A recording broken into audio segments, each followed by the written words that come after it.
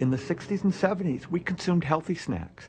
Kids consume milk, we consume fruit, we consume what you would think of as really good foods. What's changed in the last decade is we're consuming high-fat, salty snacks. That could be tortilla chips or potato chips. It could be kind of candies and desserts and so forth. We've really changed the nature of what we call a snack. You can go into any grocery store and into any restaurant. You can buy the diet soda if you want to. You can buy the low-fat alternatives. You can buy the smaller portion if you want to. Rick Berman runs the Center for Consumer Freedom, funded by the restaurant industry. Just look what this reckless cookie-baking business has done to my client. They have been running advertisements criticizing those who criticize the food industry. You make it taste good on purpose, don't you? I guess so. Learn more about lawyers cashing in on obesity at Consumer. What the food companies are doing is just responding to consumer demand. Is it, as far as you're concerned, entirely a matter of personal choice and not at all a matter of marketing? Well, ultimately, it is a matter of personal choice. I mean, we can't dictate what people choose to eat. So yes, at some point, what people choose to eat or how they choose to move is ultimately the issue here. Of course, what you eat is a personal decision. The overweight and obesity epidemics are a result of people choosing to eat more, eat larger portions, and eat more often. Americans are choosing foods with more sweeteners and more calories. They're drinking more sodas, eating more candy, and snacking all day long.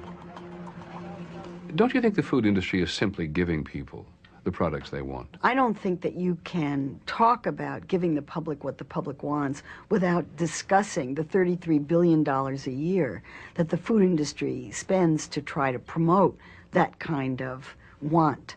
Do we need anything else here? If you were going to design a strategy to try to get people to eat more food, you'd make food more convenient, you'd make it ubiquitous, you'd encourage people to eat more frequently on more different eating occasions, and you'd encourage them to eat larger portions. And all of those are deliberate strategies to sell more food. In the last 20 years, you have increased the size of your products. You have increased the number of products you introduce. You have increased the marketing of your products. Are these not strategies designed to get people to eat more? No.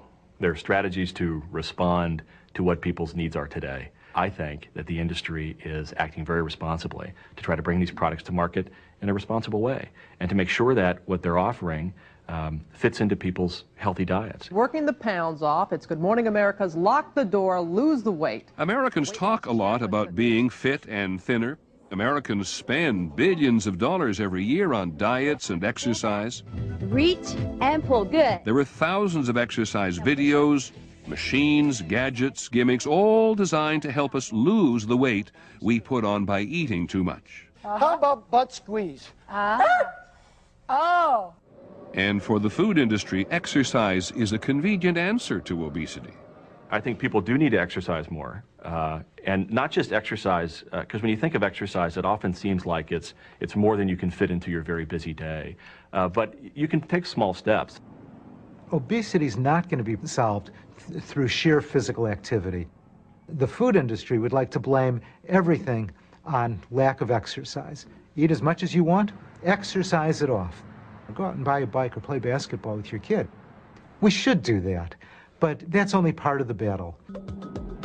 And here is why. You have to jog for 15 minutes to burn just 1 ounce of potato chips. You have to bike for an hour to burn the calories in this soda. And this supersized meal at McDonald's has so many calories, you have to walk for 6 hours to burn it off.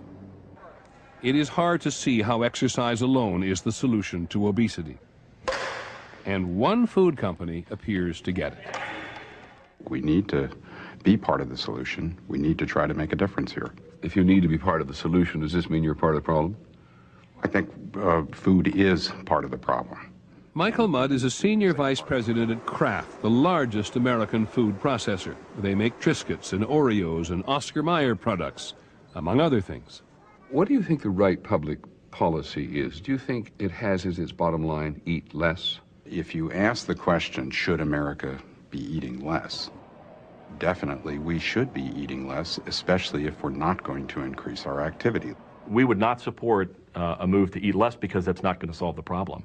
Simply suggesting to people that you eat less food really is, I think, it's not the approach to take. Given what you do for a living, isn't that rather self-serving? Well, our message is eat a balanced diet, eat foods that are at the top of the pyramid in moderation, and get some activity in your life. Kraft's approach is different. The company has proposed a wholesale review of all their products and their marketing because they know obesity is an epidemic. What we'll do is go category by category, product by product, to look for small but meaningful opportunities to improve the nutrition.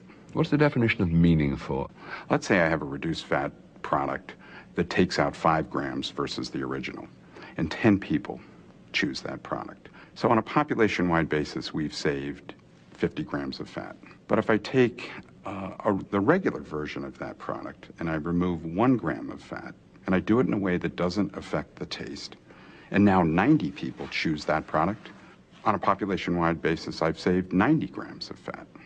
And that's my definition of a meaningful change.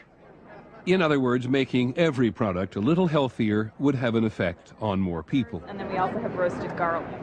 Public health experts say that it could help if Kraft follows through. Pick up your chips over at Unilever Ice Cream, Unilever Best Food, and... But counting on voluntary measures by the food industry to improve the American diet is something of a gamble. Let's find ourselves a winner. After all, their job is to sell more food, and it is hard to imagine the companies sacrificing their profits for the benefits of public health. You're lucky. Yeah, are you feeling lucky? What the food companies are worried about now is that there will be a public backlash against their products. And so they're all scrambling to try to figure out what to do. If the public starts eating less, that's going to be bad for business, and there's no getting around that. Eat less means that we're not going to buy as much product. It goes all the way down the chain. The supermarkets, the restaurants, the food manufacturers, agriculture, we're not going to need as much product. And that's going to be a very difficult lesson to get through. We have said from the outset that the processed food industry is very smart and will adapt as it sees fit when there is public pressure. Look at all the low-fat products they've introduced. Trouble is, when the companies take out the fat, they often put in more sweeteners, which means more calories. So since all those products with reduced fat came on the market, Americans have actually put on more weight.